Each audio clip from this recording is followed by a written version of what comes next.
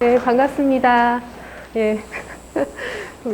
제가 강의를 의뢰받고 여기 오려고 하면서 제가 말씀드릴 게 뭐가 있을까? 저보다 다 생활에서 다 실천들 다 잘하고 계실 건데 제가 말씀드릴 게 뭐가 있을까 했는데 그냥 제가 지금까지 요즘 많이 말하는 음식 시민이 되어 온 과정에 대해서 조금 말씀을 드리고 그리고 과연 우리 이 먹거리라는 것이 무엇인지 그리고 이 먹을거리를 우리가 어떻게 대하면서 살아가야 될 것인지에 대해서 여러분들하고 조금 공유하는 그런 시간으로 갖고 마지막에는 제가 했던 약간의 활동들을 소개하는 거 그렇게 하면서 조금 여러분들도 옥천 지역에서 함께 이 지역 먹을거리를 살리는 그리고 우리 밥상하고 지구를 살리는 실천 활동들을 어떻게 하면 좋을지 조금 아이디어를 드리는 시간으로 갖도록 하겠습니다. 예. 지금 내가 먹는 것이 우리라는 혹시 책에 내가 먹는 것이 나라는 이야기 들어보셨죠? 예.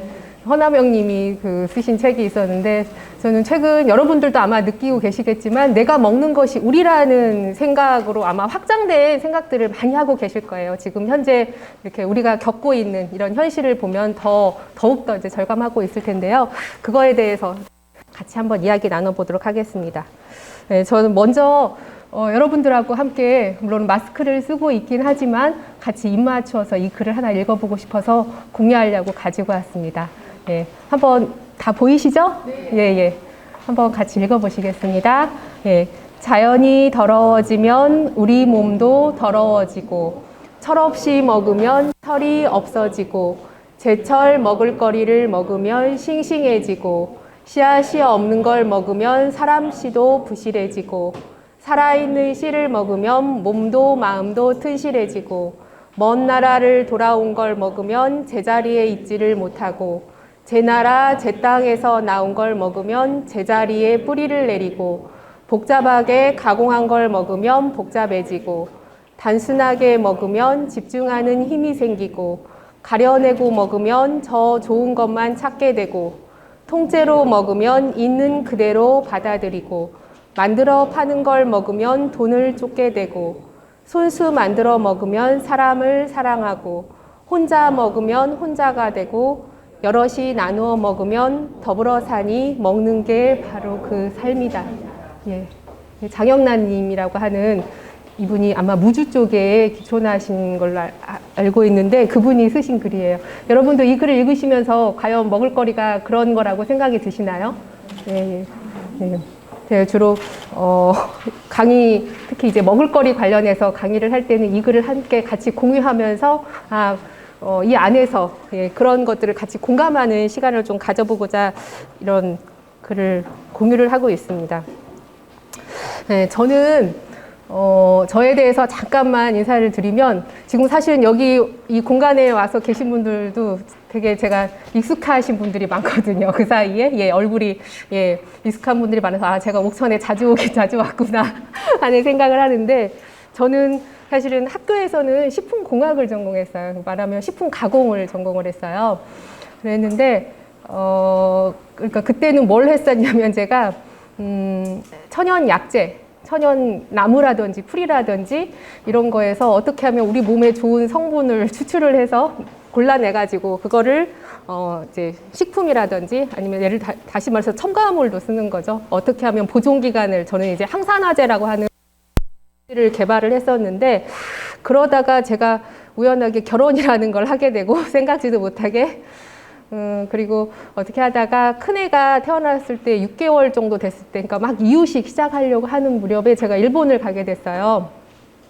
그래서 사실 그 사이에는 식품이라는 거를 전공은 했지만 김치도 한 번 제대로 제가 안 담궈봤고 장도 한 번도 담궈보질 않았었어요. 그게 2002년에 갔었는데 2002년에 근데 거기 가서 아이 이제 이유식을 하려고 보니까 제가 다 이제 해서 먹여야 되잖아요. 그리고 또 잘 모르는 먹을거리들도 많고 모르는데 그때 그래서 되게 이제 정말 밥상을 챙기려고 보니까 너무 모르고 있는 거예요. 전공은 먹을거리를 한다고 했는데 이름만 이제 그런 거죠.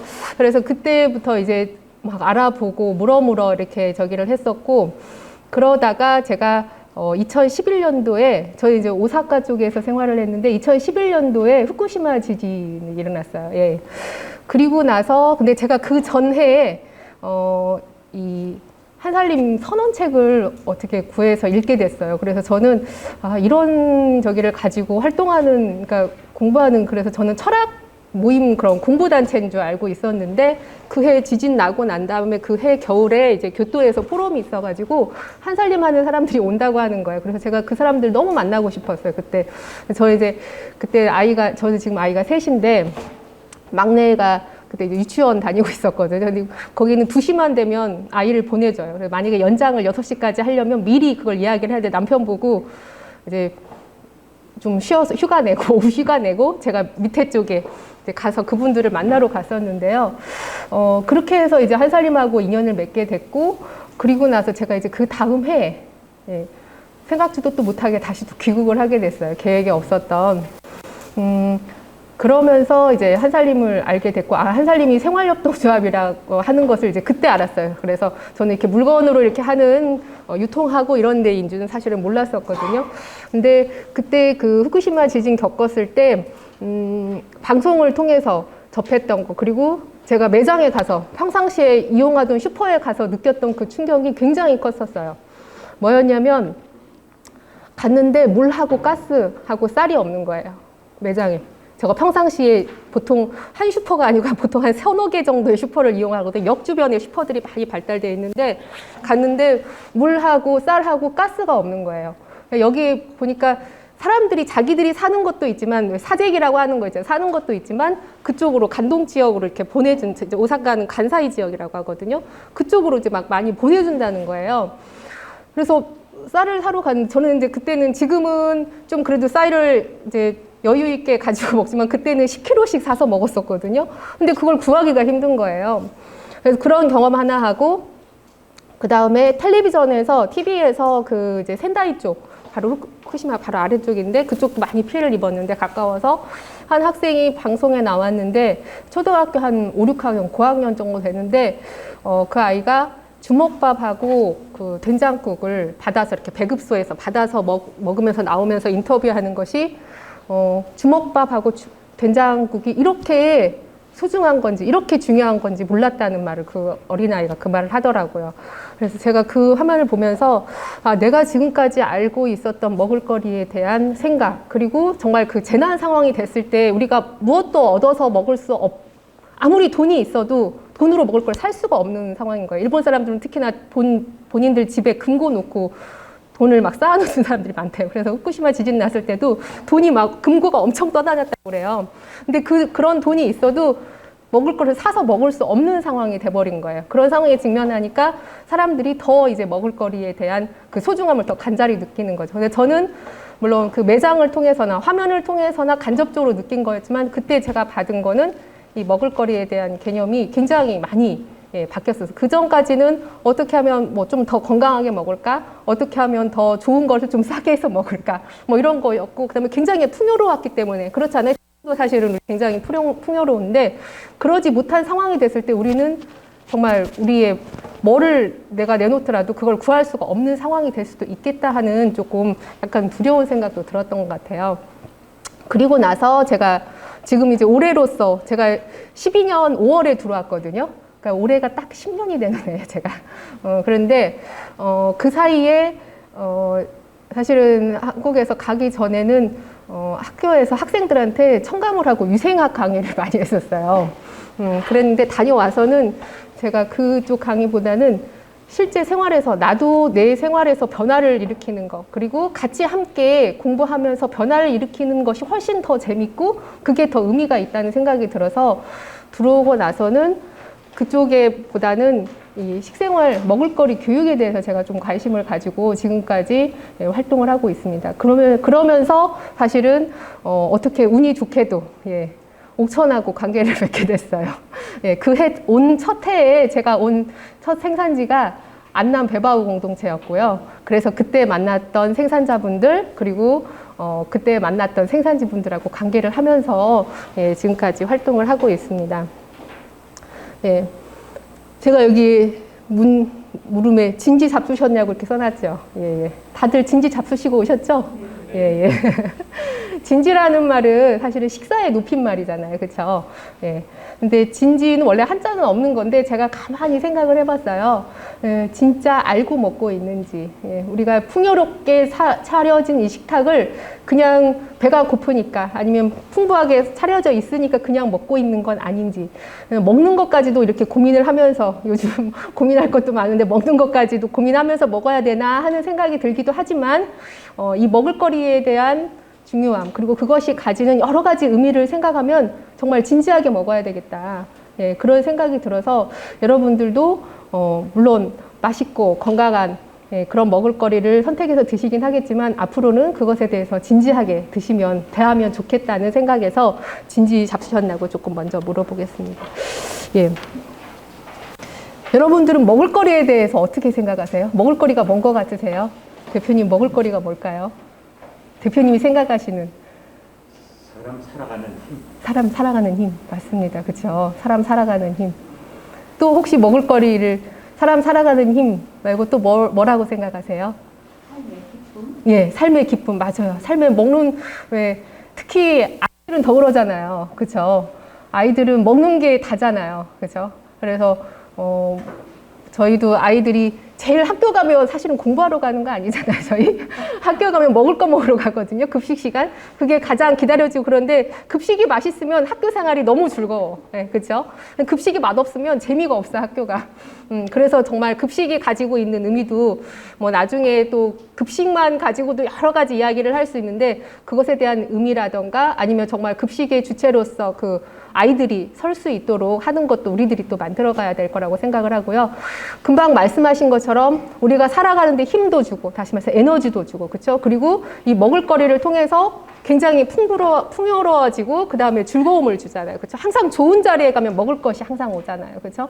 그래서 먹을거리를 통해서 그런 것도 느낄 수가 있고 예. 또 뭐 다르게 먹을거리에 대해서 관계망.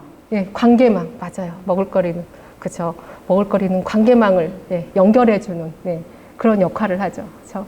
예, 굉장히 중요한 네, 관계망을 가져가는 것도 굉장히 중요한 역할이죠. 또 먹을거리는 어떤 의미를 가지고 있을까요? 뭐라고 생각하세요?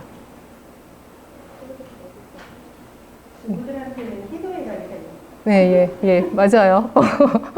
맞아요. 먹을거리가 왜 저도 그랬던 기억이 나는데 지금도 그러는데 장을 봐가지고 와서 냉장고가 가득 차잖아요. 왠지 뿌듯한 느낌 있잖아요. 네, 뿌듯한 느낌? 냉장고가 비어있으면 먹을 게 없으면 아이들도 냉장고 열어보고 좀 뭐가 먹을 것이 많으면 되게 이렇게 풍족한 느낌이 있는데 비어있으면 먹을 게 하나도 없다고 예, 하나도 없다고 막 이러는데 맞습니다. 그런 것도 다 포함하고 있죠.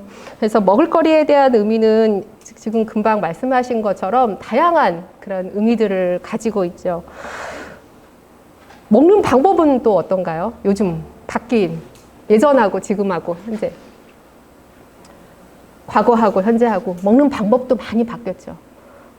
물론 재료를 처리하는 방법도 많이 바뀌었지만 예전에는 찌거나 삶거나 물로 조리하는 것들이 많았다고 하면 지금은 오히려 생으로 먹거나 생채가 많이 또 저기도 되고 그다음에 튀기거나 볶거나 이런 음식들이 많이 유행을 하고 있어서 재료를 가지고 이용하는 방법도 많이 바뀌었고 그 다음에 먹는 현장을 봐도 굉장히 많이 바뀌었어요.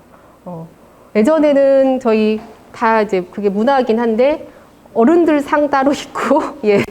뭐 이렇게 아이들하고 이제 좀 더 이제 저기 한 상이 딱 차별이 조금 되어 있었고, 밥 먹는 방법에 있어서도 굉장히 격식을 많이 차렸었죠. 어른들이 수저 들어야지 그 다음에 들고, 놓아야지 놓고, 이런 것도 있었고, 음식도 가능한 한 남기지 않고, 뭐 이러는데 요즘은 그런 세태들이 많이 바뀌었죠. 또 특히 이제 핸드폰이 많이 유행하면서 핸드폰 보면서 먹는 젊은 세대들도 굉장히 많고, 또 집안에서 보면 아이들 있을 때 보면 핸드폰이나 화면을 켜놓고 먹는 습관을 갖는 경우도 많고 이런 것들이 우리가 이 먹는 방법에 있어서도 우리의 건강이라던가 아니면 식문화하고 굉장히 영향을 많이 미치고 있죠. 먹는다는 것은 무엇일까요, 그러면? 금방 말씀하신 즐거움도 있고 살아가는 힘도 될 수 있고 그렇죠? 여러 사람과의 관계를 만들어주는 그리고 자연과의 관계를 만들어주는 그런 의미들을 가지고 있습니다.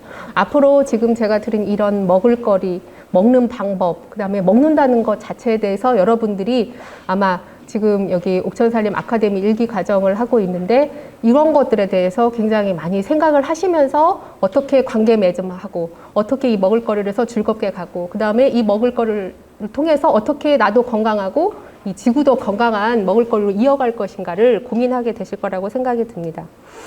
예.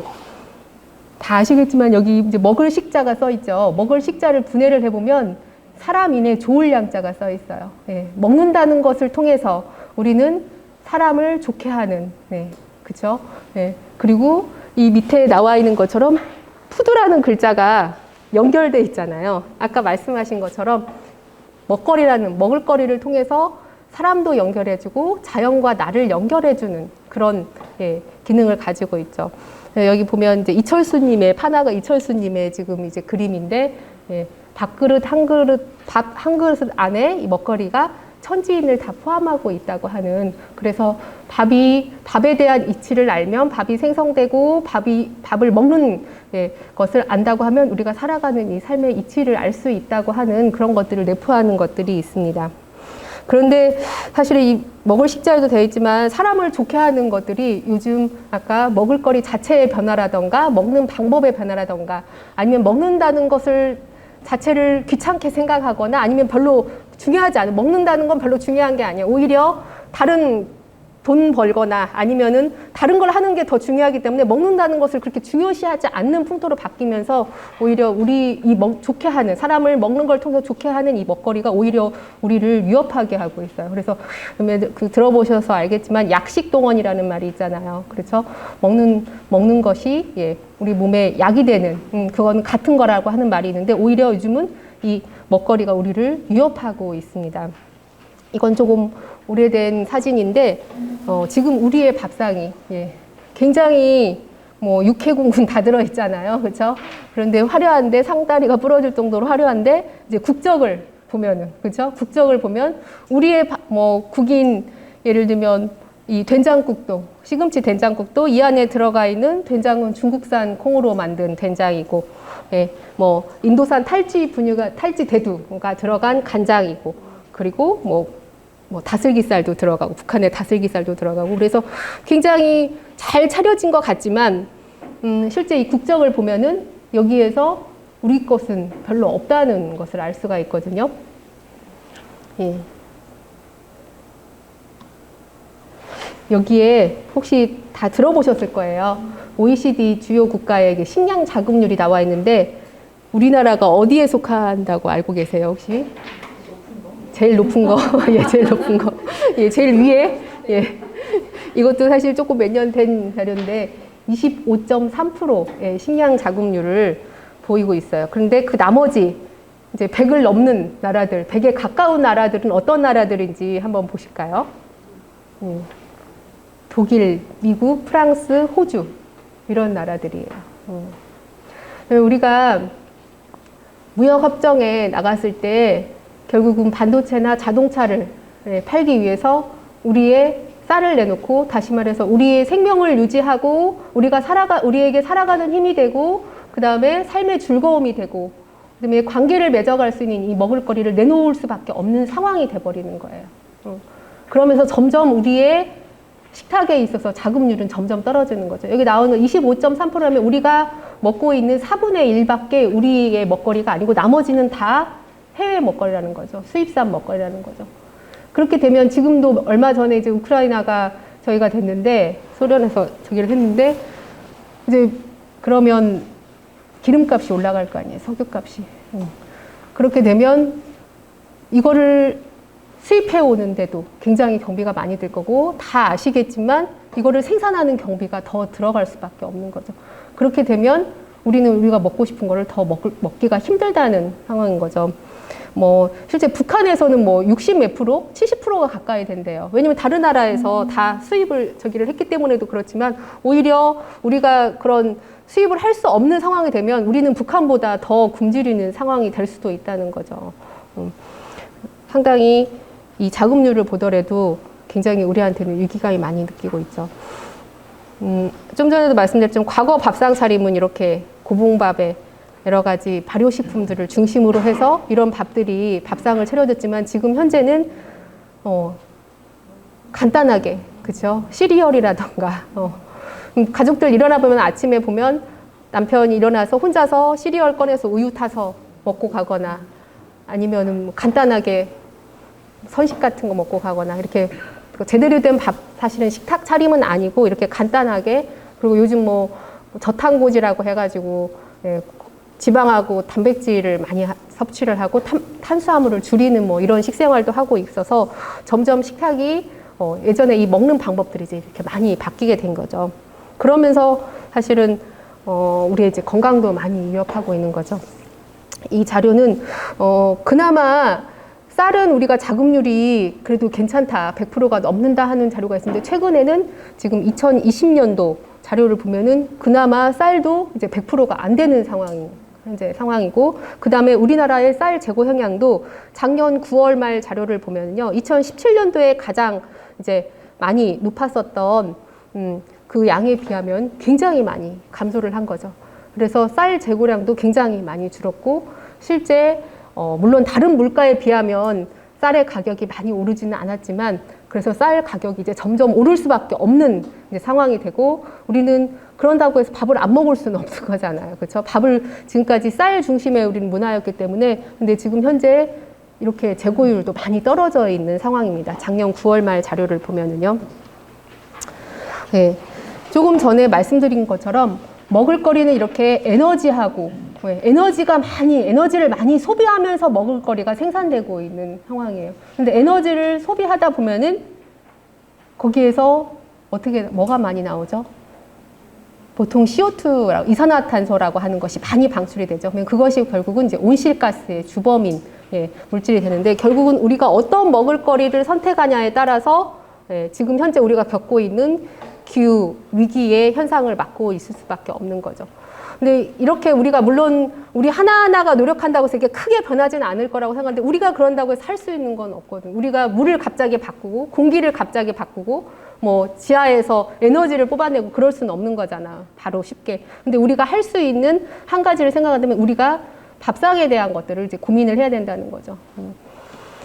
보면 그 다음 슬라이드를 보면 실제 우리는 돼지고기를 먹고 방울토마토를 하나 먹고 치즈를 먹고 있는 것 같지만 사실은 보이지 않는 석유 에너지를 먹고 있는 거죠. 화석 에너지를 우리가 먹고 있는 거죠. 그래서 이 자료를 보면 이렇게 많은 고기 100g을 생산하는데 석유 70ml가 소비되고, 온실토마토 1개를 생산하는데 석유가 340ml가 소비되고, 치즈 100g을 소비하는데 석유가 140ml가 소비되는 겁니다. 우리가 먹고 있는 거하고 보이지 않는 그런 이면들이 있다는 거죠. 그래서 아까 그 잘 차려진 밥상은 눈으로 보기에는 굉장히 색깔도 좋고 그렇긴 하지만 훌륭하지만 실제는 화석 에너지를 우리가 먹고 있다는 거죠. 이 슬라이드도 아마 보신 분들 많으실 거예요. 몇 년 전에, 그러니까 제가 와서 2012년도, 14년도 됐을 때 김제에서 이제 오렌지, 그러니까 귤을 생산하시는 분이 귤을 생산했다고 보여주시더라고요. 10년 전에. 지금은 세종에서도 나오죠. 그렇죠? 세종에서도 지금 재배가 되고 있거든요. 아마 옥천이 인근에서도 생산하고 계실 거예요. 얼마 전에 보니까 유성에서도 레드양, 천혜양 이거를 생산하셔가지고 저기를 하셨는데, 점점 이 기후 온난화가 되면서 먹을거리 생산들이 굉장히 막 다 올라가는 거죠. 유도가 막 올라가고 있는 거죠. 그래서 예전에는 왜 대구 미인이라고 그랬잖아요. 사과 때문에. 근데 지금은 대구에서 사과 생산 안 되고 다 충북 위쪽, 경상북도 위쪽, 강원도 그쪽에서 이제 사과가 많이 생산되고 있죠. 얼마 전에 전주에 있는 어디 초등학교를 갔더니 교장 선생님 저기 있는 앞에 바나나 나무가 있다고, 그래서 바나나가 열렸더라고요. 네. 저는 사실 이 식생활 교육을 하면서 제가 바뀐 게 두 가지가 있거든요. 한 가지는 뭐냐면 제가 직접 수입 과일을 사 먹진 않아요. 수입 물품을. 또 한 가지 제가 미각 교육에 대한 것도 한 2014년부터 이제 관심을 두고 있는데, 그 뒤로는 그 전에는 아이들한테 이제 우유 신분이나 뭘 시키면 아마 다들 그러실 거예요. 유통기한 보고 더 뒤에 있는 거, 두부나 우유 같은 거 사올 때 유통기한이 많이 남은 거 아마 사오라고 그러실 거예요. 네, 근데 그 뒤로는 저는 가능한 한 유통기한이 짧은 거 빨리 가져와서 우리가 소비를 해줘야지 또 파는 분들도 그걸 팔 수가 있잖아. 그래서 저는 제가 지금 가만히 생각하면 변한 게 두 가지인데 아이들한테도 그래서 항상 보면 유통기한 그냥 별로 안 된 거.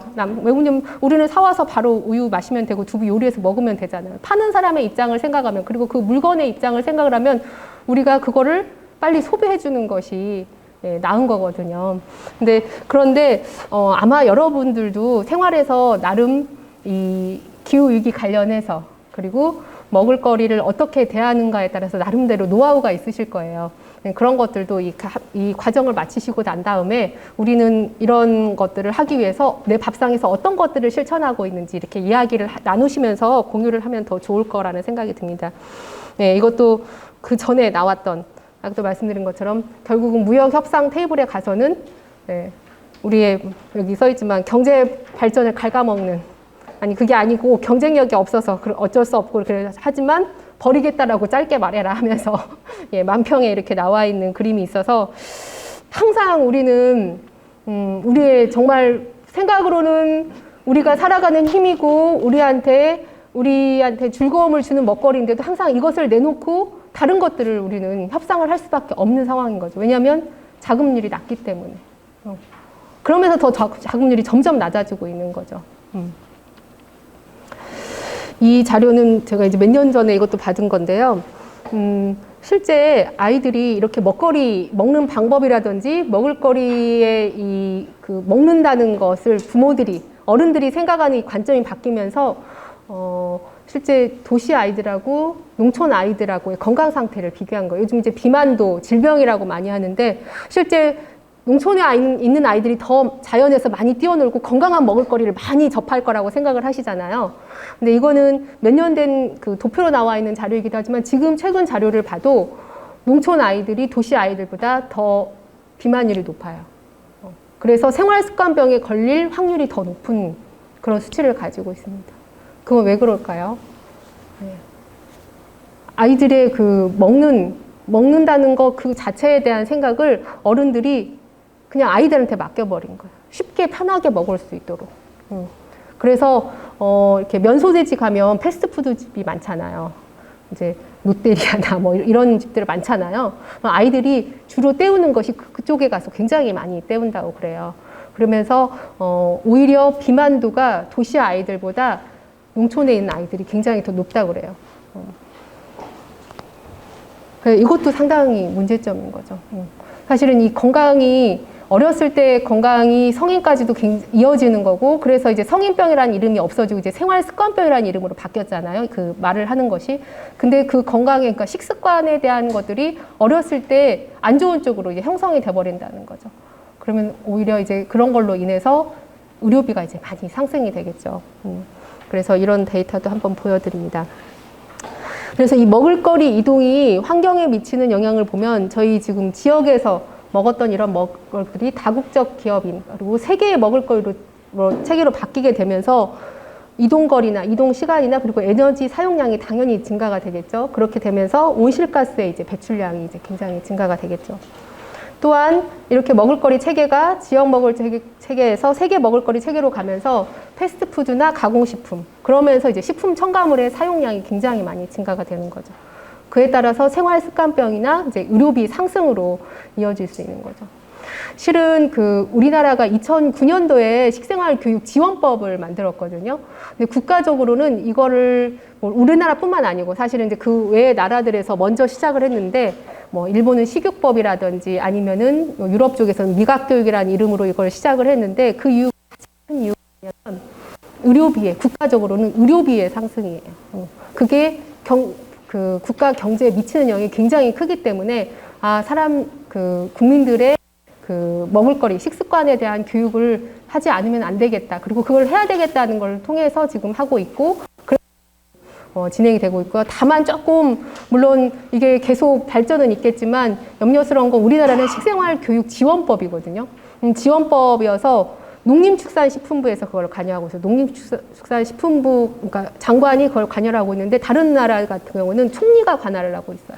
아까 일본도 시국법이라고 했잖아요. 시국법이라는 이름으로 하고 있어서 그거를 우리나라 말로 치면 국무총리가 관할을 하고 있어요. 그래서 이 먹을거리에 대한, 그러니까 약간 접근 저희가 틀린 거죠. 중요도에 대한 인식이 틀린 거죠. 그래서 먹을거리 자체에 대한 인식을 다양한 부서에서 같이 하면서 이거를 어떻게 우리가 만들어 갈 것인가, 건강한 국민을 건강하게 하고 그걸 통해서 국가를 어떻게 건강하게 만들어 갈 것인가를 만들어 가고 있는데 우리나라는 약간 약한 부분이 있어요.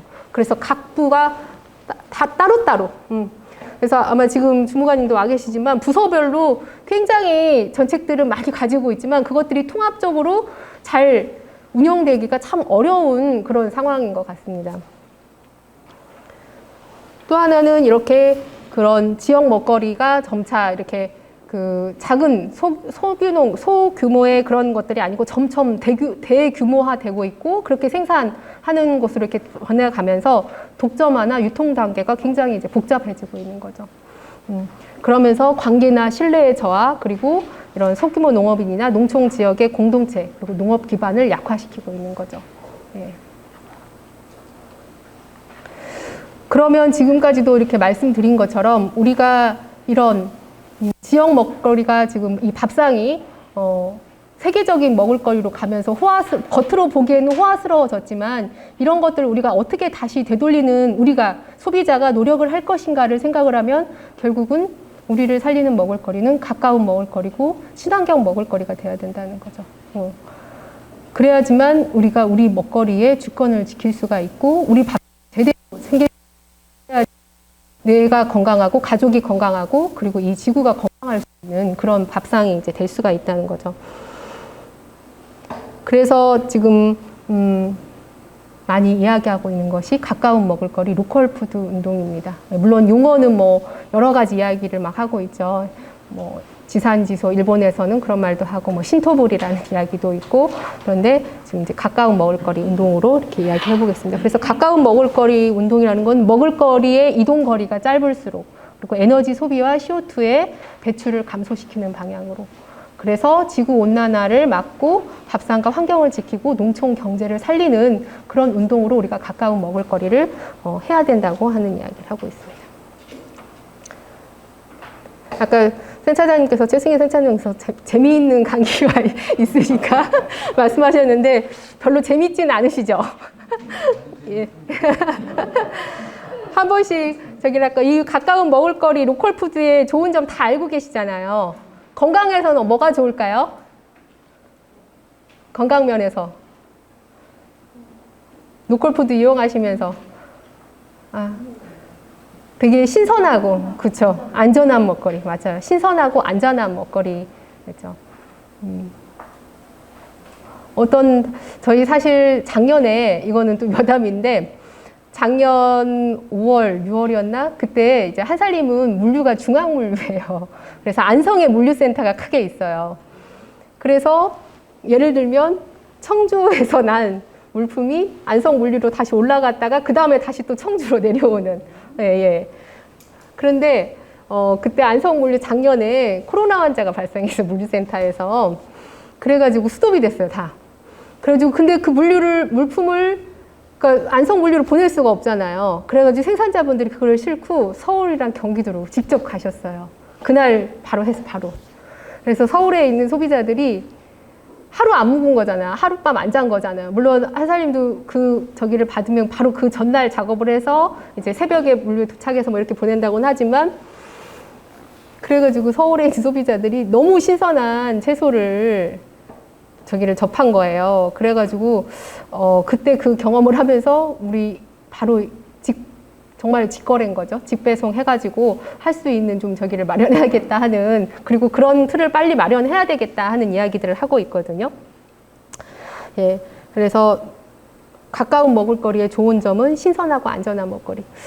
제가 그 2014년부터인가 2013년도부터 이제 와서 얼마 안 있다가 완주군하고 저기를 하면서 이렇게 지금 그때 이제 로컬 푸드에 관계하시는 직원분들하고 같이 유통하시는 분들 그리고 군청에 있는 그 로컬 푸드에 관계하시는 분하고 같이 교육을 하면서 이야기를 했는데 본인들의 바람이 뭐냐, 그러니까 앞으로의 저희가 뭐냐 그랬더니 본인들은 로컬 푸드가 다시 말해서 지역 먹거리가 신선하다는 것만, 그리고 값이 싸다, 그걸로만 하고 싶진 않다 그러더라고요. 뭔가 그랬더니 맛이 있고 누구나 믿고 먹을 수 있는 먹거리로 발전시키고 싶다, 그런 이미지를 갖게 하고 싶다, 그런 말씀들을 하시더라고요. 그래서 이 점점 아마 그런 저기로 갈 거라고 생각을 하고, 이 가까운 먹을거리에 대한 사람들이 가지고 있는 믿음이라던가 그 먹거리에 대한 안전한, 네, 그리고 맛있는 그런 먹을거리로 점점 다 더 인식들이 변화가 될 거라고 생각을 합니다. 우리가 함께 노력을 한다고 하면요, 그냥 단순히 되는 건 아니겠죠. 예, 국가적으로는 가까운 먹을거리가 어떤 효과가 있을까요? 예, 아까 계속 말씀드린 식량 자급률이 올라갈 거예요. 식량 자급률이. 그런데 이것도 생산자만 노력해서는 되는 일이 아니죠. 그거를 소비해주는 소비자가 있어야지 계속 생산을 지속적으로 할 수가 있는 거잖아요. 그래서 이거는 함께, 생산자와 소비자가 함께 이 자급률을 높일 수 있도록 노력을 해야 되고, 사실 이것들이 또 국가에 굉장히 큰 영향을 미치는 것들인 거죠.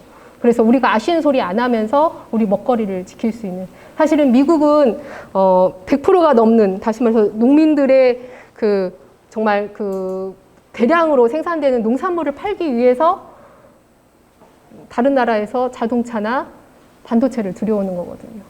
그런 것들을 팔기 위해서. 자기네들 나라에서 남는 것들을 팔기 위해서.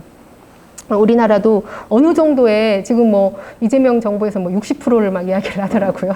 본인 정권 때는 60%를 하겠다 막 이야기를 하는데, 예, 우리가 이제 그런 것들을 같이, 이게 물론 크게 큰 틀에서의 변화는 정권에서, 정부에서 저기는 해야 되겠지만, 우리가 이렇게 안에서 노력하는 것들, 그리고 서로 간에 믿음을 가지고 관계를 가지고 가는 것들이 그 기저에는 깔려 있어야 된다는 거죠.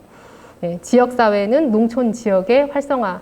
예, 지금 다 느끼고 계시죠? 아까도 젊은 청년, 네, 새 신랑께서 여기 오셔가지고 저기를 하고 계시는데, 여기 들어와서 본인이 어떤 경제 활동을 했을 때, 그것에 대한 기반이 됐을 때, 그리고 이 안에서 그런 것들이 순환이 됐을 때, 결국은 여기를 지키고 여기에서 살고 싶은 마음이 계속 생기는 거거든요. 그래서 최근에 보면, 지금 오늘도 비교적 젊으신 분들이 많은데, 저도 이렇게 몇 년간 이렇게 보면, 지역에 가보면 조금씩 젊은 분들이 많이 다시 되돌아오시는 분들이 많으세요. 그래서 예전에는 부모님들이, 자녀분은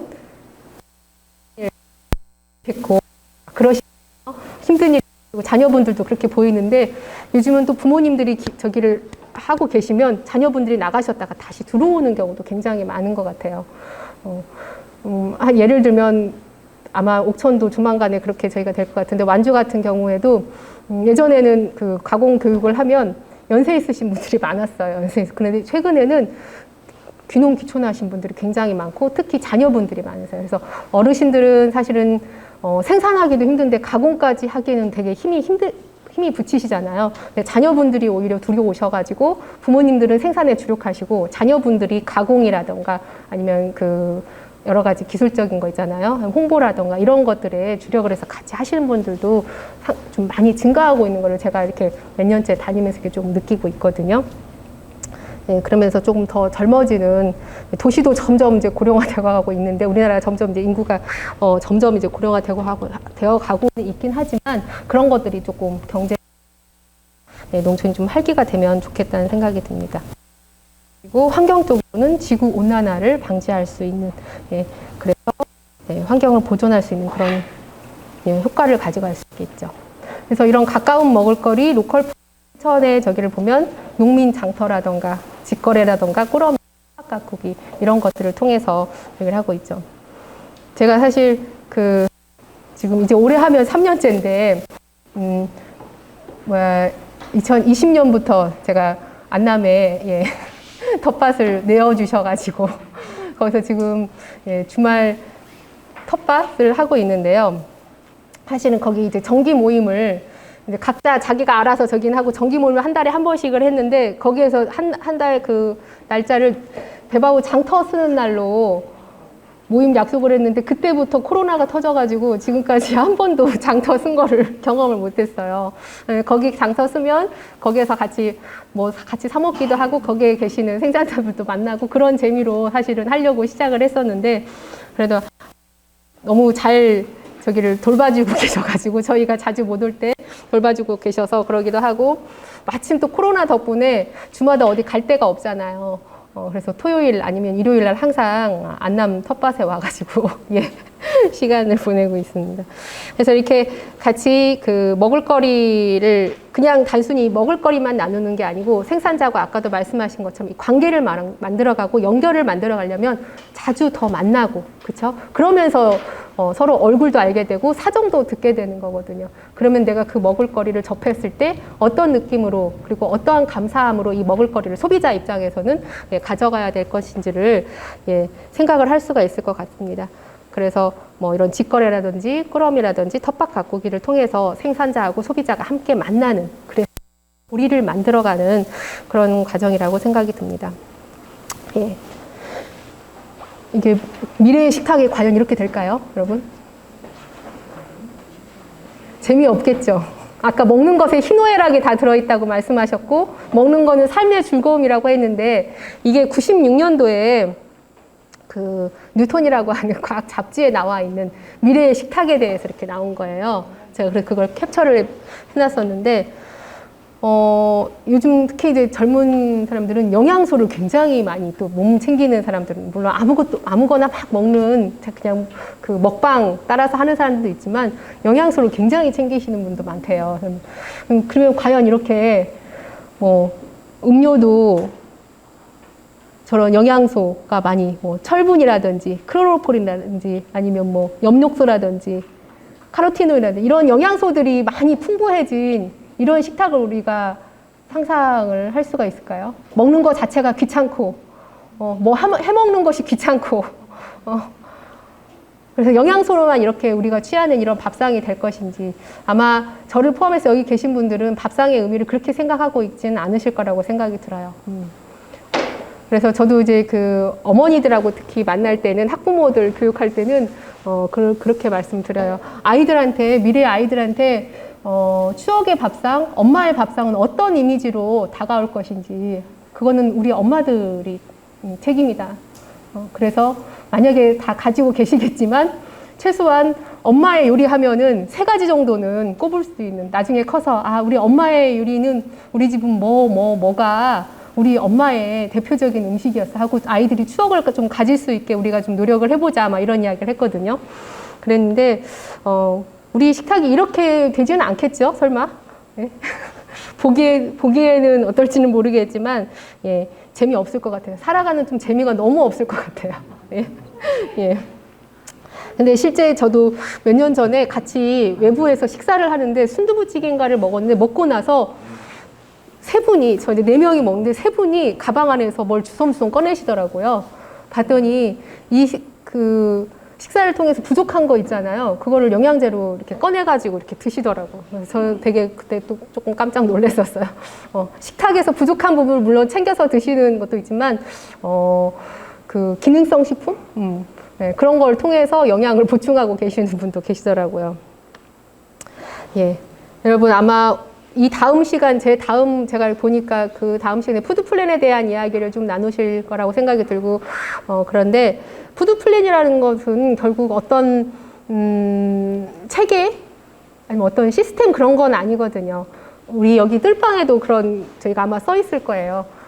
우리가 같이 함께 운동하는 거예요. 생산하고, 가공하고, 유통하고, 그거를 소비하고, 폐기하고, 이런 것들을 우리가 어떻게 만들어 가실 것인지, 우리가 직접 그거에 관련된 생산자, 소비자, 유통하는 사람, 조리하는 사람 그런 사람들이 같이 어떻게 이 먹거리 체계를 가져갈 것인가를 움직일 것인가를 같이 이야기하고 논의하면서 만들어가는 거지 어느 하나의 그런 그냥 체계도는 아니라는 거죠. 그래서 요즘 프로듀서라는 말을 많이 해요. 공동 생산자. 그래서 우리는 이 먹는다는 거, 밥상, 먹을거리에 대한 것은 곧 나의 농업 행위라는 것을 생각을 하면서 이 밥상을 대하고 그것에 대한 먹을거리에 대한 인식을 키워가야 되는 거죠. 그래서 여기 한번 읽어보실까요? 같이? 예. 우리는 삼시세끼 밥상에 앉아서 날마다 새로운 선택을 하며 날마다 새로운 사회를 만든다. 예. 그런다고 생각하세요? 밥상 한 끼를 드시면서? 예. 예. 네. 내가 어떤 선택을 하냐에 따라서 저도 이제 저도 그렇지만 소비자분들한테 내가 카터에 어떤 먹거리를 채워서 그걸로 밥상을 채우냐에 따라서 이 사회를 아까 그 효과에 대해서 말씀드린 가까운 먹을거리에 대한 건강적인 그리고 국가적인 그리고 환경적인 그쵸? 여러 가지의 의미들을 가지고 있다는 거죠. 그래서 우리는 매일 먹는 밥상 앞에서 우리의 농업 행위를 하고 있는 거예요. 이 말 여기 계신 분은 다 아실 것 같아요. 이 말이 생소하신지. 생소 하나가 뭔지 아세요? 생소 하나? 네, 생소 하나. 다 물어보면은 어떤 사람은 생선하고 막 이렇게 막 말을 해요. 뭐냐고 그러면. 네, 생소 하나. 생산과 소비는 하나다. 네. 네, 생산과 소비는 하나다. 네. 네. 저도 한살림 운동하면서 제일 그게 생산과 소비는 하나라고 하는 거. 그래서 밥상을 살려서, 내 밥상을 살려서 농업도 살리고 지역도 살리고 또 결국에 가서는 우리 모든 생명들을 살리는 것들이 예, 결국은 저가 지금 하고 있는 저희 모두들이 하고 있는 예, 하나의 운동이라고 합니다. 그래서 저희 소비자들도 결국은 이 생산은 우리가 하는 소비 행위하고 하나다. 그래서 생산자는 소비자의 건강을 책임지고 소비자는 생산자의 생계를 책임지면서 서로 그런 관계를 만들어가는 거. 밥상을 통해서. 내가 일상적인 소비 활동을 통해서 그리고 일상적인 밥 먹는 행위를 통해서 그런 관계들을 만들어가는 것이 바로 이 먹을거리 운동이라는 거죠. 네. 이거는 제가 그 미각 교육할 때 두부 가지고 할 때 한때 많이 여기를 했었어요. 여러분들 어떤 두부를 드시겠냐고. 네. 여기 수입산 콩, 가격은 좀 틀릴 수도 있어요. 국내산 콩, 관행으로 만드는 국내산 콩, 유기농 수입 콩, 친환경 국내산 콩. 이렇게 네 가지가 있는데 그런 걸로 만들어진 두부가 있는데 여러분은 어떤 두부를 선택하시겠냐고 여쭤봐요. 네. 어떤 걸 드시겠어요? 예. 저는 그러죠. 만약에 순서를 말하면 뭐를 드시겠어요? 말하면. 어떤 분들, 저기 미각 교육을 하잖아요. 그러면 어떤 분은 감쪽같이 본인이 먹었던 두부를 감쪽같이 아세요. 감쪽같이 아세요. 그리고 제가 쌀 생산자분들하고 부안에서 같이 미각 교육을 하는데 본인이 쌀하고 그 다음에 밥을 해가지고 이제 미각 교육을 하거든요. 물론 생산자분들 감쪽같이 아시죠? 본인이 생산한 쌀하고 제가 한 4개 지역, 보통 4개 지역에 뭐 강화도 쌀, 뭐 쌀 종류별로 막 이렇게 해가지고 하는데 밥 했을 때 바로 아세요, 생산자분들은. 근데 일반 소비자들이 봤을 때는 잘 몰라요. 근데 이 두부 같은 경우는 저희들이 주부들이 제일 두부 콩나물은 일상적으로 가장 많이 쓰는 식재료잖아요. 근데 두부를 가지고 이렇게 미각 교육을 하면 본인이 드셨던 두부는 용케도 잘 아세요. 용케도 잘 아세요. 제가 이걸 하면서 오히려 유기농 수입 콩으로 만든 두부보다도 오히려 건강과 미래에 우리의 건강을 생각한다고 하면 오히려 관행으로 만든 국내산 콩을 드시는 게 더 좋겠다고 말씀을 드려요. 수입산 유기농으로 그쪽에서 아무리 유기농으로 해서 돌아온 콩이 아니고 관행농이라도 우리 콩으로 만든 그 두부를 드시는 게 좋겠다 하고 말씀을 드리거든요. 그래서 여기 보면 만약 당신이 국내산 가까운 먹을거리 로컬푸드 콩으로 만든 친환경 두부를 선택한다면 당신은 여기 빨간색 같이 읽어보실까요? 자신과 가족의 건강뿐 아니라 식량 주권 확보 기여, 환경 보존, 지구 온난화 완화 기여, 지역 경제 활성화, 지역농, 소작농에게 힘을 실어주고 미래 우리 아이들이 살아갈 세상을 보다 맑고 밝게 지키는 지킴이입니다. 예, 그래서 선택은 당신에게, 우리한테, 나 자신한테 달려있는 거고 국내산 그래서 농산물, 친환경 농산물을 지켜달라고 예, 학부모님들께 예, 저기를 하고 다니는 거죠. 예, 예. 예. 그래서 실제 나는 내 장바구니에 2천 몇백 원짜리, 1,000 몇백 원짜리 콩나물 두부를 넣었지만 그것이 이렇게 어마어마한 기여를 할 수가 있다는 거죠.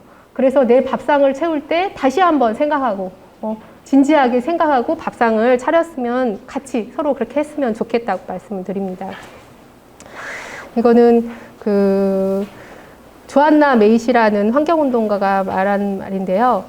가장 큰 위험은 위기에 대한 반응이 무뎌지는 거라고 해요. 이렇게 말을 해서 기후운동가이신 분이. 지금 우리가 겪고 있는, 그래서 얼굴도 제대로 못 알아봐요. 그래서 마스크 쓰고 이렇게 만난 분들은 나중에 가면 제대로 못 알아봐. 어디서 누군지 잘 몰라요. 예. 근데, 지금 현재 우리가 겪고 있잖아요. 그쵸? 기후위기, 식량의 위기도 겪고 있고, 그다음에 농업의 위기도 겪고 있고, 그로 인한 또 공동체 위기도 겪고 있어요. 그쵸? 근데 그것을 알고 있으면서, 그냥 그거에 어떻게 되겠지. 예. 그냥 무뎌지는 거. 이런 것들이 더 큰 위기라는 거죠. 그래서 실제 우리는 이제는, 내가 할 수 있는, 내 자리에서 지금 할 수 있는 것들은 조금이라도 우리가 같이, 혼자 하면 그 힘들잖아요. 그렇죠? 같이 하는 그런 것들을 이제는 해야 되겠다. 그런 것들이 필요하겠다는 생각을 말씀드립니다. 이거는 저희가 21년도에, 여기 옥천에서도 같이 해보시면 좋을 것 같아요. 한살림 기후밥상 운동이에요. 이건 밥상 위의 기후 행동이에요. 그래서 이렇게 편말을 들고 이렇게 인증샷을 찍어서 보내면 이제 그 인증샷 보내는 것마다 몇백 원씩 쌓여서 그거를 이제 먹을 거리 돌봄이 필요한 사람한테 기부하는 거거든요. 그래서 밥상에서 기후 위기를 이야기해요. 이 가로가 이제 본인들이 이렇게 해서 찍는 거예요. 밥상에서 나는 일상 매일 새끼를 대하는 밥상에서 나는 무엇을 생각을 하는지, 그리고 나는 밥상에서 무엇을 생각을 하고 무엇을 이야기를 하는지, 이런 것들을 가까이 계신 공동체라든지 아니면은 마을 옥천 먹을거리 공동체라든지 이런 곳에서 이렇게 하시면서 서로 간에 그런 나의 일상의 밥상을 어떻게 내가 대하고 있는지를 서로 이야기를 하면 좋을 것 같고, 이 밥상이라는 것이 아이들한테도 어떤 연결이 되는지를 이렇게 하는 것들을 함께 같이 해보시면 좋을 것 같아요. 실천 운동으로 해서 한번 해보시면 좋을 것 같아요. 아이 웃고 있는 게 너무 예쁘죠. 제가 사실 어저께 이 사진을 하나의 슬라이드를 넣었는데 우리 아이들이 이 아이 너무 예쁘게 생겼다고 그러면서 웃고 있는 모습이 너무 예쁘더라고요. 네, 지금부터는 제가 조금 했던 내용 중에서 한 가지를 가지고 왔어요. 저희가 사실 옥천살림하고 2018년도죠, 대표님? 2018년도에 옥천에서 식생활교육 양성자 과정을 했었어요. 그리고 그 뒤에 절기밥상을 진행을 했었고, 아마 작년부터는 옥천살림에서 직접 이제 그걸 진행을 하고 계시는 걸로 알고 있어요. 근데 저희가 이제 제가 지금 여기 한살림 대전에서 활동하고 있는데, 작년까지는 2017년도에 이제 한살림 대전에서 워낙 먹을거리를 매개로 해서 이제 같이 이야기를 하고 있는 조직이다 보니까, 먹을거리에 대한 교육이 굉장히 또 중요해지면서 그간 했던 활동들을 중심으로 해서 교육센터를 만들었어요. 제가 그러니까 재작년까지 20년까지 이제 거기에서 활동을 했는데, 그러면서 저희가 뭐를 시작했냐면, 그 전에 2011년 저 오기 전부터 장을 담았다고 그래요. 같이 그 옥상에 장을 담아서 옥상에서 하다가, 그다음부터 생산지 가서 이제 세종에 있는 생산지 가서 계속 하다가 2017년도부터 저희가 어떻게 논산시하고 저희가 돼가지고 학교 장독대 사업을 했어요. 근데 이 학교 장독대 사업이 무슨 일을 하냐면 지역 먹거리, 친환경 급식, 로컬 푸드 활성화 사업. 네, 그걸로 해서 학교 장독대 사업을 했어요. 그래서 여기 연산초라는 학교하고 성동초라는 학교는 아예 학교에다가 장독대를 만들었고, 나머지 약 18개 정도의 학교는 첫 해에 학교는 생산지에 자기네 학교 장독대를 놓고 장을 담았었어요. 그래서 2개 학교는 지금도 그 17년도부터 계속 지금 장을 계속 담고 있거든요. 그래서 이 장독대 관리는 학부모님, 학부모 위원들이죠. 학부모님들하고 그다음에 영양사 선생님이, 여기가 바로 이 옆이 창문형 이쪽이 영양실, 급식실이에요. 급식실. 연산초는 이제 그렇게 해서 했는데, 그래서 여기도 이제 병설 유치원부터 있더라고요. 그래서 병설 유치원부터 전체 학생이 장을 담는 거예요. 학년장이 1학년장, 2학년장, 3학년장, 그리고 거기는 또 학부모 장독대도 또 하나를 저기를 했는데, 그래서 해마다 담고 있고, 이제 제가 그때 4년 동안 한 거잖아요. 17, 18, 19, 20년. 초등학교 1, 2학년 됐던 애들이 이제 고학년 된 거예요. 그리고 얘들은 완전히 이제 장 담는 건 완전히 저기 한 거예요. 그 중에 한 남자애가 자기는 커서 장 명인이 되고 싶다고 하더라고요. 그리고 이제 저희가 이거 하면서도 이제 여러 가지 미각 활동을 같이 하거든요. 그때 미각 활동이라고 하는 건 파는 시판장. 왜냐면 급식에서 보면 파는 장을 많이 먹어요. 그러니까 그 장에 익숙해진 애들은 우리 전통장은 맛이 없는 거예요. 냄새도 많고 색깔도 진하고 맛이 없다고 느끼는데 이 아이들은 자기들이 이거를 만드니까. 그런데 그때 한참 이거 막 시작할 때는 학교에서 담금장은 사실 이제 급식 위생 저기 관리 때문에 학교에서 직접 못 먹었어요. 급식을 해서 잘 못 먹었었어요. 그걸 먹을 수가 없었어요. 급식법 때문에. 그랬는데 그래서 연말에 11월 달에 장 나눔할 때 다 집으로 다 가져가서 먹었는데 마침 이걸 같이 하셨던 환자분이 그 사이에 학교 급식에 낼 수 있는 저기를 만드셨어요. 그래가지고 아이들이 거기에서 한 거를 물론 바로 자기들이 담근 것을 먹을 수는 없지만 그걸 통해서 전통장으로 지금 충남 같은 경우에는 굉장히 많이 바뀌고 있는데 아쉬운 거는 소비가 많이 안 이루어진다. 장을 먹는 소비가. 그래서 최근에는 지금까지는 장을 담는 저희들이 활동을 했다고 하면 지금부터는 앞으로는 장을 이용한 요리. 다시 말해서 된장국만이 장을 이용하는 게 아니고 사실은 우리의 맛을 내는 거는 된장, 간장, 고추장이잖아요. 그렇죠? 그래서 이 장을 이용한 요리를 우리가 많이 홍보를 해야지 장을 많이 먹을 수가 있겠다. 그래서 먹어서 그리고 먹는 방법을 홍보를 해서 우리의 장을 소비를 하고 장 문화를 점점 활성화를 시켜야겠다는 생각을 하고 있는데요. 저는 옥천에서도 충분히 지금 장을 담그시는 분들이 많이 있기 때문에 공동체도 있기 때문에 학교에서 이런 활동들을 하면 아이들이 어렸을 때부터 이 전통 장에 대한 맛을 알고 그다음에 그 문화를 알기 때문에요. 이때 이 첫 해 행사할 때는 여름식도 했었거든요. 여름식이라는 것은 이 장을 만드는 그래가지고 동네에 계신 분들이 어르신들이 다 같이 오셨어요. 그래가지고 막 꽹과리도 치고 같이 이렇게 축하하는 그런 행사도 했었거든요. 그래서 이런 장 문화, 장을 담는 이런 문화를 통해서 같이 함께 우리 전통 식문화도 익히고 그것에 대한 같이 나눔하고 같이 함께 하는 것들을 느끼는 그런 것들을 가졌으면 좋겠고요. 저희가 2020년도에 이제 그렇게 한 것들을 바탕으로 해서 한식진흥원에서 지금 올해인 것 같네요. 22년도 유네스코에 이 장 담그는 문화를 등재를 하려고 하고 있어요. 그래서 19년도부터 이 홍보 활동들을 하고 있었거든요. 그래서 20년도에 저희가 지방에서는 대전 저희가 처음으로 그 한식진흥원에서 장 포럼을 했어요. 대전에서. 그러면서 이 장 문화, 장 담그는 거를 유네스코에 등재하기 위한 노력들을 많이 하고 있고 올해 이제 어떻게 그게 될지 모르겠어요. 요즘 특히 일본하고 우리는 장 담그는 게 틀리거든요. 우리나라의 이 장 문화가 독특한 문화이기 때문에 장 자체가 아니고 장을 담그는 일련의 과정에 대한 우리 문화에 대한 그 유산으로 좀 저기를 해야 되겠다 하고 있고 이런 활동들을 통해서 사실은 장을 담그려면 메주부터는 만들긴 사실은 어렵잖아요. 그러면 지역에서 생산된 콩으로 만들어진 메주를 잘 띄운 메주를 가지고 와서 부모님들이랑 학교 선생님들이랑 그리고 지역분들이랑 같이 아이들이랑 모여서 장을 담그고 장을 가르고 그렇죠? 그리고 장을 나누고 그럼 최소한 3번, 4번은 만나거든요. 1년에. 그러면서 담궈진 장을 가지고 그 다음에 나중에 마을 공유부엌이나 아니면은 돌봄 사업 같은 걸 하실 때 그런 장들을 이용을 해서 요리를 하시고 그러면 훨씬 더 밥상이 풍부하고 더 여유롭게 쓰실 수가 있어요. 저희도 이제 뭐 공유부엌 활동이나 이런 걸 하는데 사실은 조미료값, 양념값이 제일 비싸거든요. 된장, 간장, 고추장, 기름 이런 것들이 굉장히 비싸요. 다른 식재료보다. 근데 그런 것들을 같이 이렇게 해서 만들어 놓으시면 그것들을 활용해서 굉장히 다양한 활동들을 하실 수가 있다. 그리고 혼자 담그려면 이게 일이잖아요. 함께 담그면요 놀이라고 해요. 놀이. 함께 이렇게 장도 담그고 김치도 담그고 하면은 놀이로 아이들한테는 느껴질 수가 있거든요. 그래서 그걸 하면서 저희가 학교에서 로컬푸드 식생활 교실을 했어요. 그래서 탄소 발자국을 줄이는 친환경 샐러드 만들기라든지 그래서 전교 학생들을 대상으로 해서 이렇게 로컬푸드 식생활 교육도 했었고 그 다음에 중고생도 마찬가지로 충남에 있는 계룡이라든지 그 논산 이쪽에 있는 학생들 대상으로 해서 중고등학교 대상으로 해서 간식 본인이 이런 간식 활동도 했었고요.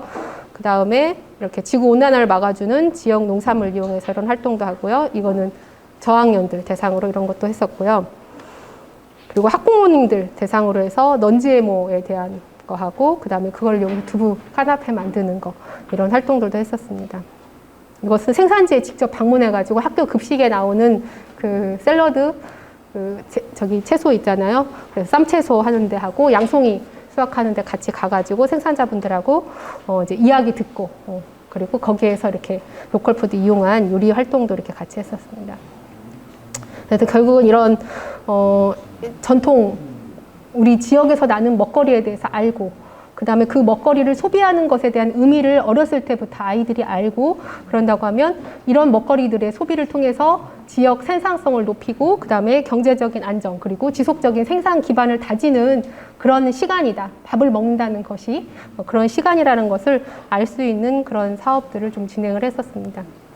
저희가 재작년까지는 논산시하고 4년 정도 저기를 하고, 작년부터는 대전시 유성구하고 같이 하고 있어요. 그래서 작년에 대전시 유성구에서 처음으로 이 사업을 하고 나서, 사실 올해는 조금 처음에 한 학교로 시작했다가 올해 학교가 좀 확대가 돼서 3군데 정도 같이 이렇게 진행을 한다고 합니다.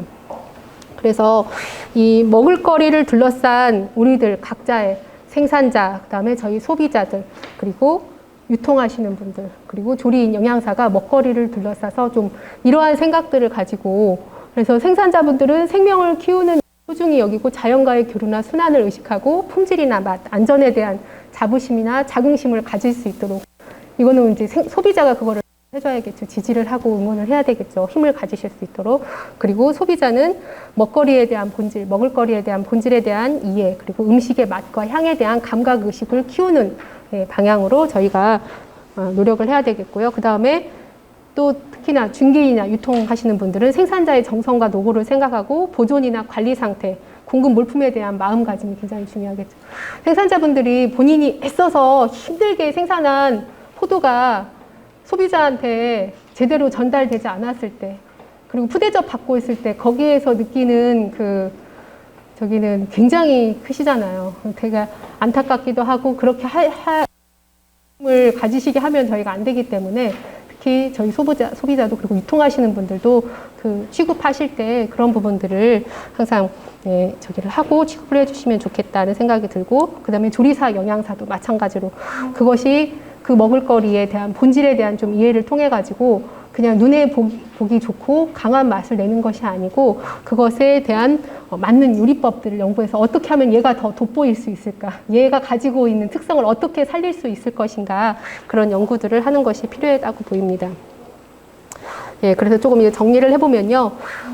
한국의 이런 전통식의 우수성에 대해서 우리가 조금 지금 현재 이렇게 밥상이 굉장히 다국화되긴 했는데, 우리 전통식에 대한, 특히 이제 발효식품 위주의 그런 식생활과, 그리고 가능한 하루의 삼식의 균형과 가족식을 했으면 좋겠다는 거고, 그 다음에 더불어 하는 살림 식생활 실천 방법으로 건강식품이 아닌, 기능성 식품이 아닌 제철 식품으로 좀 철이 있는 어른이 됐으면 좋겠다. 애들이 막 이렇게 말하면 막 웃어요. 우리가 너무 그 철을 모르고 막 아무 먹거리나 먹어가지고 어른들이 철이 없어서 그러니까 너희들이 좀 이해해줘. 그러면 애들이 막 웃거든요. 너희들은 꼭 그 제철을 좀 알아가지고 제철 먹거리를. 요즘 사실은 근데 철들이 없어졌잖아요. 많이 먹는 것 자체가. 아까 처음 그랬을 때 말했지만 저희가 철 없는 먹거리를 먹다 보니까 저희들이 철이 많이 없어진 것 같아요. 예. 예. 그다음에 환경과 인간, 그리고 더불어서 모은 생명체를 살리는 가까운 먹을거리, 국내산 친환경 농축산물을 좀 소비를 할 수 있도록 생활에서 실천해야 되겠다는 거, 그리고 조화롭고 여유로운 삶의 실천을 통해서 좀 우리가 그 여유를 갖는 식습관, 그리고 그거를 진짜 제대로 알고 좀 즐기는 그런 식생활들을 했으면 좋겠다 생각이 들고요. 예. 예. 제가 원래 한자를 배운 세대가 아니거든요. 딱 1년 배우고 말았는데, 한자를 많이 제가 가만히 의미를 보면은, 한자는 뜻이 있는 글자잖아요. 그래서 의미를 많이 되새는데, 여기 보시면 지산지수라고 나와 있죠. 예.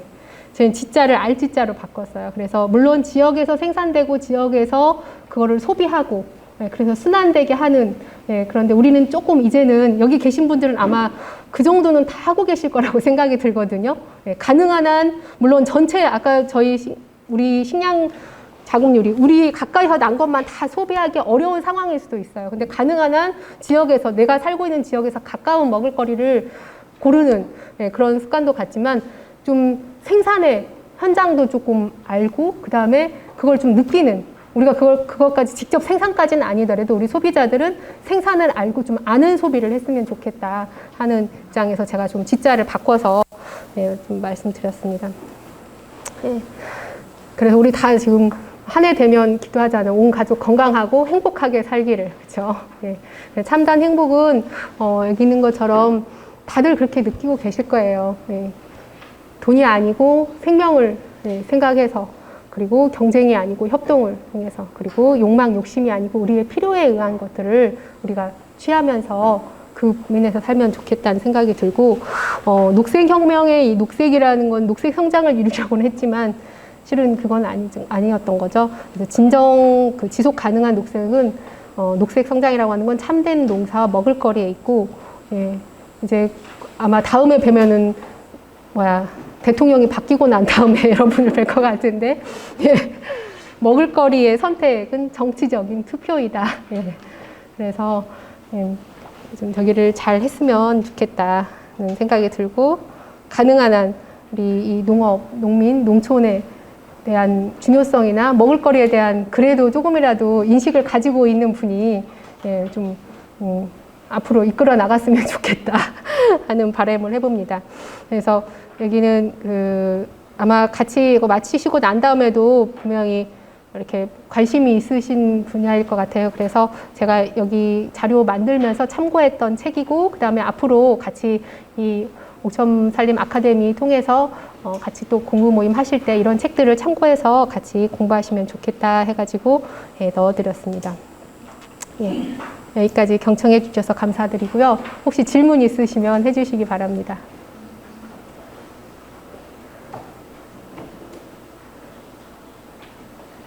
제가 이 그림이 달꽃밥이에요, 달꽃밥. 저희 지금 이제 이름이 현재 밥상살림 식생활센터로 바뀌었는데, 이게 이제 그 달꽃밥, 권대웅 시인님의 달꽃밥이라는 시집이 있거든요.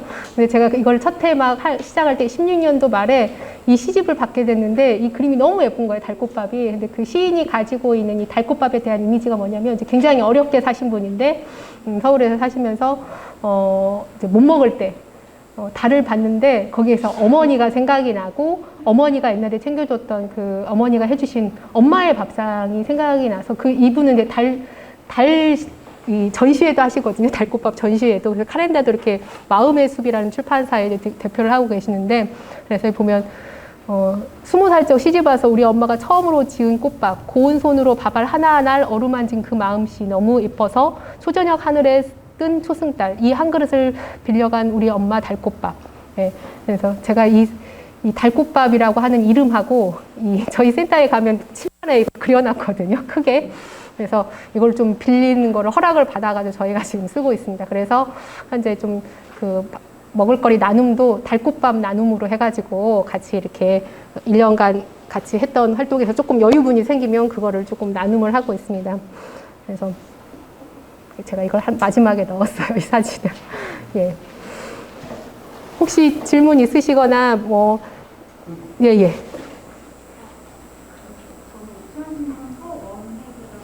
예.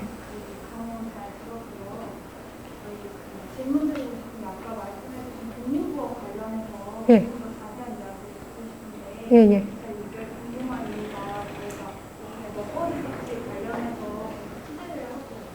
예.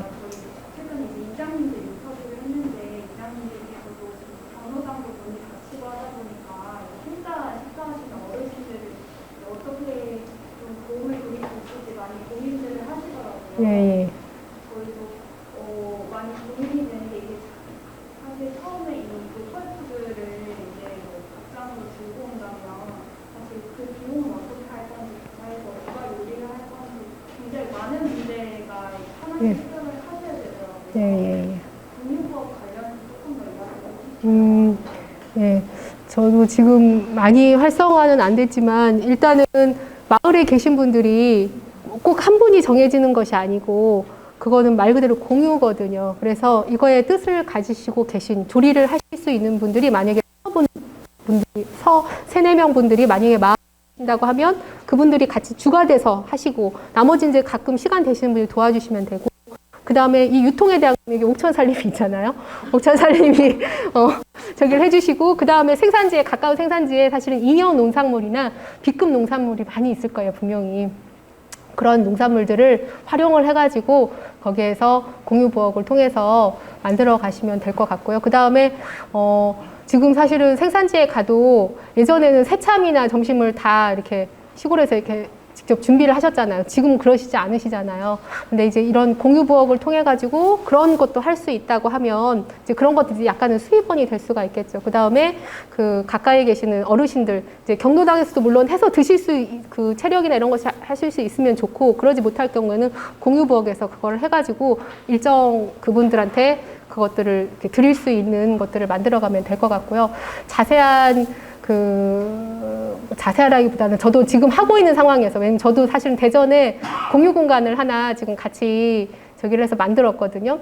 근데 그 사이에 그걸 하면서 저희는 이제 가까운 그 탐방동에, 대전 탐방동에 있는데 그러면서 이제 주민센터에 갖다 드리면 저희는 만들어서 갖다 드리면 한 달에 2번 하고 있어요. 갖다 드리면 그분들이 주민센터에서 직접 이렇게 그 어려우신 분들 이렇게 나눔하는 걸 하고 있거든요. 근데 올해부터는 사실은 저희 그 욕심인데 텃밭에서 지금 나오는 것들을 이용을 해가지고 다 하기에는 사실은 부담이 많이 되더라고요. 저희가 그 후원도 받고 해서 하긴 하고 있지만 그래서 그런 것들을 활용하고 그다음에 이제 가까운 생산지에 혹시 잉여된 거나 아니면 이렇게 물품으로 낼 수 없는 것들 있잖아요. 이런 것들을 받아가지고 거기에서 같이 이렇게 조를 나눠가지고 이렇게 하고 있습니다. 예. 그죠? 예. 직접 장 만드시고 나서 이게 바로 급식으로 못 들어간다고 들었는데요. 예, 예. 충남에서는 어떤 그걸 지속적으로 처리를 하셔서 급식으로 들어갈 수 있게 하시는 거예요? 아, 지금 그 학교에서 아이들이 직접 만든 거는 급식으로 가지는 못하고 있고요. 그거를 같이 활동했던 그 생산자분이 그 급식에 들어갈 수 있는 조건을 만드셨어요. 전통 장인이라고 해가지고 그런데 아까 말씀드린 것처럼 그런 시설, 이제 규모나 어떤 규모가 일정 이상 돼야 될 자격 조건이 있거든요. 근데 그런 것들을 했음에도 불구하고 많이 소비가 안 되고 있어요. 잘해야, 1년에 만약에 잘해야 100kg 소비된다고 하면 그걸 어떻게 하겠어요. 근데 현재 상황이 사실은 그런 상황이거든요. 그래서 아까도 말씀드린 것처럼 만약에 생산자가 저기를 했다고 하면 그거를 장을 어떻게 소비를 해낼 까 사실은 여기에 영양사분이나 조리사분 계실지 모르는데 장을 이용해서 요리하는 것들을 잘 모르세요. 그래가지고 이제 그런 영양사분이나 조리사분들을 대상으로 해서 장을 이용한 요리, 장을 어떻게 많이 소비해낼 것인가 이런 거에 대한 교육도 필요하다고 생각이 듭니다. 네. 네. 또 질문 있으시면 해주세요. 예. 제가 원래 한 10분 정도 남기고 하려고 했는데 생각보다 말을 많이 제가 바로 보니까 이어서 수업이 있어가지고 한 10분 정도 여유를 드리는 게 좋겠다 생각을 했었거든요.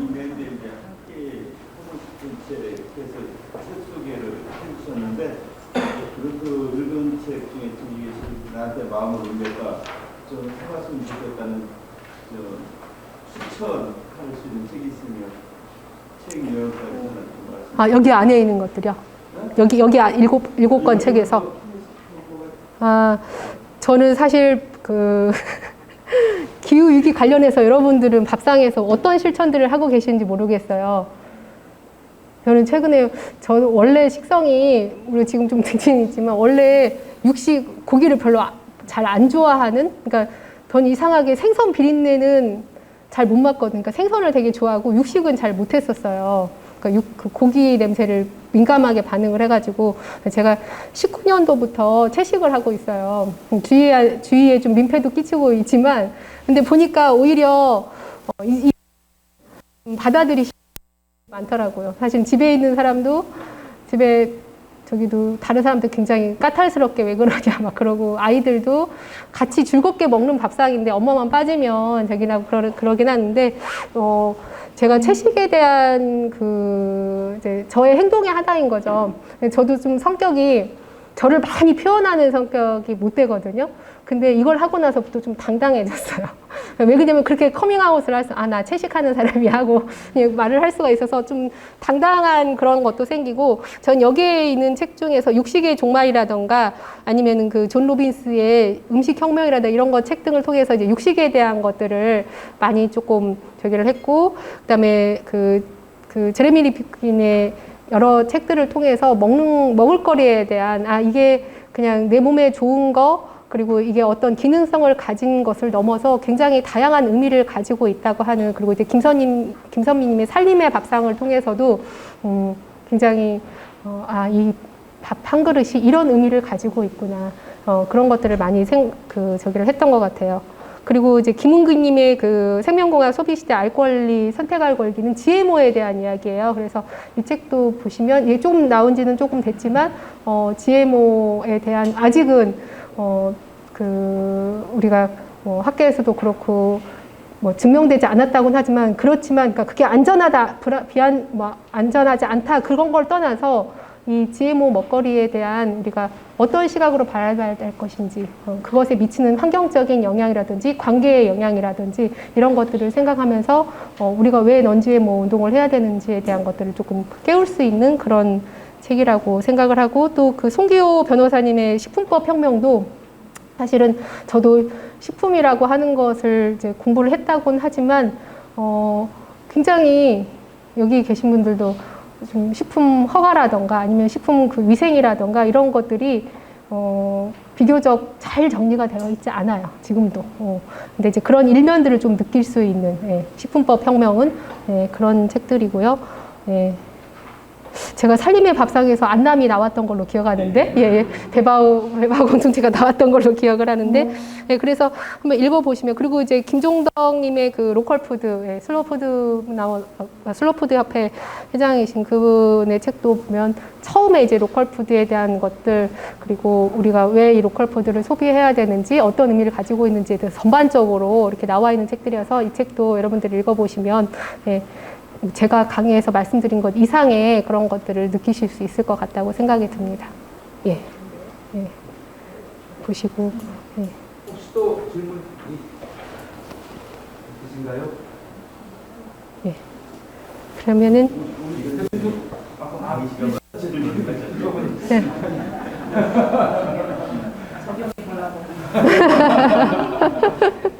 저희가 첫 해에 가까이에 밥상을 하면서 2017년도에 뭘 했냐면, 이제 저는 연결자거든요. 연결자. 다시 말해서 생산자하고 소비자를 연결해주는 사람. 우리 먹거리에서 잘 보이지 않는 생산자분들을 우리가 소비자가 어떻게 하면 알게 하고 좀 아는 소비를 했으면 좋겠다는, 그러면서 관계를 맺었으면 좋겠다는 생각인데, 첫해 가까이에 먹을 거라서 저희가 이제 공동체하고 이제 저기를 맺었어요. 그래가지고 공동체에 있는 생산자, 특히 이제 물론 남성 생산자도 요즘 요리를 굉장히 잘하시더라고요. 근데 여성 생산자분들을 모셔가서 이렇게 하기도 하고, 그 다음에는 저희가 직접 공동체에 가서 일손 돕게 하고, 얼마나 힘들게 하고 계신지 다 노지하고 계셨거든요. 비닐하우스 아니고. 근데 거기 가서 도우면서 그 먹거리를 가지고 오기도 하고, 그 먹거리를 이용해가지고 레시피 개발을 하는 거예요. 이 도시 소비자들이. 그래가지고 이제 조합원들이나 이제 소비자들을 모아가지고 이제 요리 교실을 봄, 가을 3번씩 이렇게 6번을 했었거든요. 근데 처음에 봄에 갔을 때, 거기 봄에는 참석했던 남성 소비자분이 처음에 이제 저희 영상으로 그걸 생산자분이 직접 바쁘신 못 오시잖아요. 영상으로 그거를 소개해드리고 그 재료를 가지고 같이 이제 요리를 하고, 재료 이제 저기로 받아가지고 꾸러미로 받아가지고 요리를 하고 나는데, 그 남성 생산자분이 다음 가을에는 본인도 생산지에 직접 가가지고 일손을 돕고 3번 다 이렇게 하셨었거든요. 그래서 이렇게 그 관계를 어떻게 하면 우리가 좀 재밌게 만들어갈까? 그래서 그런 것들을 자꾸 궁리를 하고, 그래서 그 연결하는 그런 역할을 하는 연결자 역할이라고 생각을 하고, 또 재밌어요. 그런 것들 되게 재밌어요. 그래서 이 운동이라고 하는 것이 재미없으면 힘만 들고 되게 어렵고 막 그러면 오래 못 하거든요. 근데 이렇게 같이 여러분들이 힘을 모아서 하면 거기에서 힘 받아서 또 재밌게 하는 것 같아요. 그래서 이제 이 아카데미 마치시고 서로 같이 공부도 하시고 이렇게 저기들을 잘 표현하고, 만약에 내가 직접 생산하는 사람이 아니라고 하면 사실 생산자분들이 제일 잘 아시거든요. 본인이 생산하는 물품에 대한 특징이라든가 얘를 어떻게 더 잘 살릴 것인가 그런 것들을 더 잘 아시기 때문에 법이라든지 얘를 더 잘 표현할 수 있는 것들, 그런 것들을 어떻게 같이 잘 아이디어를 모으실 것인가 그런 활동들을 했으면 좋겠어요. 재미나게. 네. 예. 네, 그러면 질문 없으시면 이상으로 마칠까요? 예, 수고 많으셨습니다. 감사합니다.